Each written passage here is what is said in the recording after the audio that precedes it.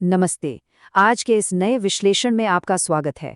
आज हम जिस विषय पर चर्चा करने जा रहे हैं ना, वो सच में बहुत ही दिलचस्प और गहरा है। आज का हमारा स्रोत गायत्री साधना पर एक बहुत ही अलग और अद्भुत नजरिया पेश करता है। चलिए सीधा मुद्दे पर आते हैं। ये स्रोत साधना को किसी रहस्यमयी जादू की छड़ी या रातों रात फायदा देने वाले शॉर्टकट के तौर पर बिल्कुल नहीं देखता। इसके बजाय इसे एक बहुत ही व्यवस्थित, मनोवैज्ञानिक और विशुद्ध वैज्ञानिक प्रक्रिया के रूप में समझाया गया है।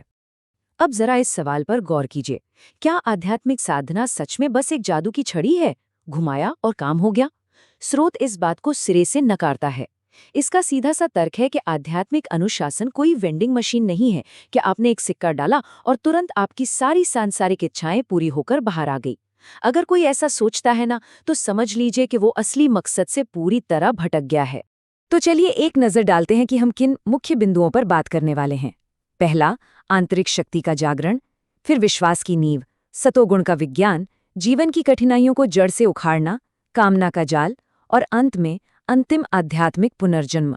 शुरुआत करते हैं हमारे पहले पड़ाव से, आंतरिक शक्ति का जागरण। स्रोत उन लोगों के लिए बहुत गहरे और बड़े वादे करता है जो इस साधना के रास्ते पर सही ढंग से चलते हैं। इसे ऐसे समझें, जैसे एकदम सूखी बेजान घास पर अचानक से बारिश की कुछ बूंदें गिर जाएं। क्या होता है? वो फिर से हरी भरी हो उठती है ना? बिल्कुल वैसे ही स्रोत के अनुसार ये अभ्यास हमारे दिमाग और शरीर पर एक पुनर्जीवित करने वाली बारिश की तरह काम करता है, जो हमारे भीतर सोई हुई आंतरिक शक्तियों को जगा देता है। और इतना ही नहीं, लेखक इस अभ्यास की तुलना कामधेनु से करते हैं। जी हाँ, वही पौराणिक गाय जो हर इच्छा पूरी करती है। उनका मानना है कि अगर इस साधना को सही तरीके से किया जाए तो ये कम समय में ही इतना अपार ज्ञान दे सकती है जितना शायद 100 साल के हिसाब किताब से भी ना मिले। इसमें हमारी अनंत चिंताओं को शांत करने की अचूक क्षमता है। अब आते हैं दूसरे महत्वपूर्ण हिस्से पर, विश्वास की नींव। इसमें हम उन शुरुआती रुकावटों और गलतफहमियों पर बात करेंगे जिनका सामना अक्सर अभ्यास करने वालों को करना पड़ता है। यहाँ एक बहुत ही दिलचस्प शब्द आता है, मनमोदक। आपने ऐसे लोग देखे होंगे जो बिना किसी सच्चे विश्वास के बस दिखावे के लिए पूजा पाठ करते हैं। स्रोत ऐसे लोगों की कड़ी आलोचना करता है। ये लोग इसे एक लेन देन मानते हैं और तुरंत मनमोदक यानी अपने मन चाहे फल की उम्मीद करते हैं। और होता क्या है, जब तुरंत कुछ नहीं मिलता तो वो झुंझलाकर सब बीच में ही छोड़ देते हैं। यहीं पर केवल कर्मकांड और सच्ची भक्ति के बीच का फर्क समझना बहुत जरूरी हो जाता है। स्रोत का दावा है कि अगर आपके भीतर अडिग विश्वास की रीढ़ नहीं है तो ये यांत्रिक कर्मकांड पूरी तरह से फेल हो जाते हैं। शंका, संदेह और जल्दबाजी के साथ किया गया कोई भी काम वो चुंबकीय आकर्षण पैदा ही नहीं कर सकता जो असली परिवर्तनकारी ऊर्जा को अपनी तरफ खींचने के लिए जरूरी होता है। चलिए बढ़ते हैं तीसरे खंड की ओर, सतोगुण का विज्ञान। यहाँ इस दर्शन को किसी अंधविश्वास की तरह नहीं, बल्कि एक गहरी आंतरिक वैज्ञानिक प्रक्रिया के रूप में पेश किया गया है। सतोगुण का सीधा सा मतलब है पवित्रता, अच्छाई और सच्चाई। ग्रंथ इस बात पर बहुत जोर देता है कि हमारे भीतर इस सतोगुण को बढ़ाना ही प्राथमिक उद्देश्य होना चाहिए। यही वो असली शक्ति है जो आगे चलकर हर तरह के लाभ का स्रोत बनती है। तो ये काम कैसे करता है? बहुत ही सिलसिलेवार तरीके से। सबसे पहले अभ्यास से सतोगुण जागता है, जिससे हमारे विचारों और आदतों में बदलाव आने लगता है। इसके बाद हमारे दुखों का जो मूल कारण है वो जड़ से खत्म होने लगता है और अंततः हमें सच्ची शांति मिलती है। यानी अंदर की पवित्रता धीरे धीरे बाहर के संघर्षों को खत्म कर देती है। इसे कुछ इस तरह विजुअलाइज कीजिए, जैसे ही आप किसी घने अंधेरे कमरे में दिया जलाते हैं, अंधेरा अपने आप गायब हो जाता है ना? या फिर जैसे सुगंधित फूलों के लिए जगह बनाने के लिए पहले वहां की गंदगी साफ करनी पड़ती है। बिल्कुल वैसे ही जब सतोगुण बढ़ता है तो बीमारी या कलह जैसी सांसारिक समस्याएं अपने आप सुलझने लगती हैं। अब बढ़ते हैं चौथे बिंदु की ओर, जीवन की कठिनाइयों को जड़ से उखाड़ना। चलिए देखते हैं कि ये अंदरूनी बदलाव हमारी जिंदगी की रोजमर्रा की बाधाओं से कैसे निपटता है। स्रोत हमारी बाहरी परेशानियों को सीधे हमारी अंदरूनी कमियों से जोड़ता है।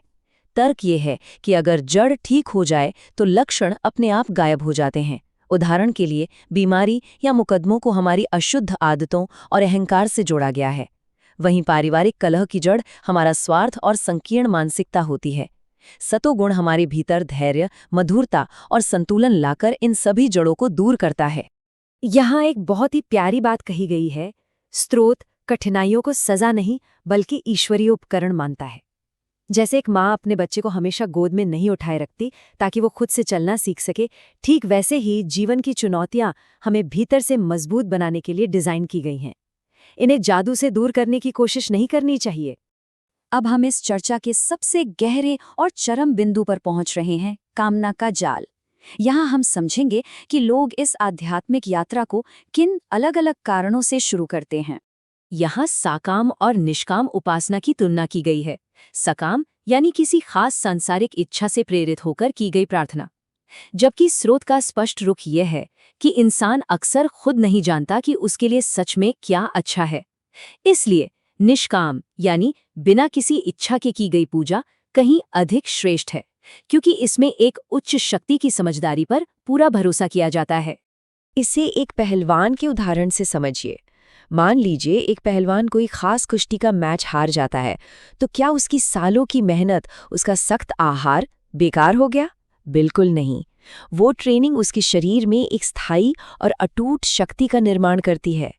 इसी तरह भले ही आपकी कोई विशिष्ट इच्छा पूरी न हो, लेकिन आध्यात्मिक अनुशासन खुद ब खुद आपके भीतर एक ऐसी ताकत पैदा कर देता है जो जिंदगी भर साथ निभाती है। इस विचार को पुख्ता करने के लिए एक बड़ा ही मशहूर किस्सा है। एक बार सम्राट अकबर जंगल में रास्ता भटक गए थे। तब एक वनवासी ने उन्हें खाना खिलाया। सोचिए, अगर उस वनवासी ने उसी समय उस रोटी की मामूली सी कीमत मांग ली होती, तो क्या वो कभी राजा का इतना बड़ा कृपापात्र बन पाता जिसने बाद में उसे अपार धन दिया? बिल्कुल नहीं। यह प्रसंग हमें बताता है कि परिणाम को एक उच्च शक्ति पर छोड़ देना तत्काल फल मांगने से कहीं बेहतर है। और अंत में हम आते हैं अपने छठे और आखिरी पड़ाव पर, अंतिम आध्यात्मिक पुनर्जन्म। यहाँ हम जानेंगे कि इस पूरे अनुशासित अभ्यास का अंतिम परिणाम क्या होता है। तो एक सात्विक इंसान के क्या लक्षण होते हैं? स्रोत के अनुसार ऐसे व्यक्ति में हमेशा निरंतर उत्साह रहता है। वो कड़ी मेहनत करता है, अपने कर्तव्यों को समझता है, उसमें अपार धैर्य और संयम होता है और किसी के प्रति ईर्ष्या नहीं होती। वो उदार बन जाता है। ये कोई हवाई बातें नहीं हैं, बल्कि स्रोत इन अमूर्त आध्यात्मिक अवधारणाओं को बहुत ही साफ तौर पर नजर आने वाले व्यक्तित्व परिवर्तनों में बदल देता है। लेकिन हाँ, लेखक एक बात बिल्कुल साफ कर देते हैं कि ये आध्यात्मिक बदलाव कोई सस्ती चीज नहीं है। ये बिल्कुल किसी यूनिवर्सिटी की बड़ी डिग्री हासिल करने जैसा है। इसके लिए आपको अपना समय, अपनी ऊर्जा और एक ऐसा कठोर अडिग अनुशासन चाहिए जैसा एक छात्र किसी बड़ी परीक्षा की तैयारी करते वक्त दिखाता है। तो इस पूरे विश्लेषण को खत्म करने से पहले एक सवाल आपके विचार के लिए छोड़ते हैं। जब हम जीवन में आगे बढ़ना चाहते हैं, तो क्या हम बस वो मांग रहे हैं जो हमारा मन चाहता है, या हम सच में उस चीज के लिए खुद को तैयार कर रहे हैं जिसकी हमें असल में आवश्यकता है? निष्काम भक्ति के इस पूरे दर्शन को समझने के बाद ये आत्ममंथन करने का एक बहुत ही शानदार बिंदु है।